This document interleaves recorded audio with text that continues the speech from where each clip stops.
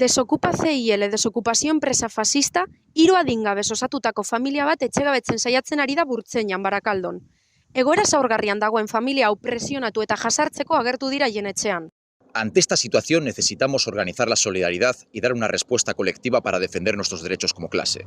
Por ello, llamamos a una asamblea en el frontón de Burtseina este viernes 12 a las 7:30 de la tarde. No podemos permitir que grupos fascistas actúen con total impunidad en nuestros barrios, más aún cuando ni las instituciones ni la policía nos defenderán de ellos. Langile klasea kriminalizatu besterik ez dute egiten desokupazio enpresek.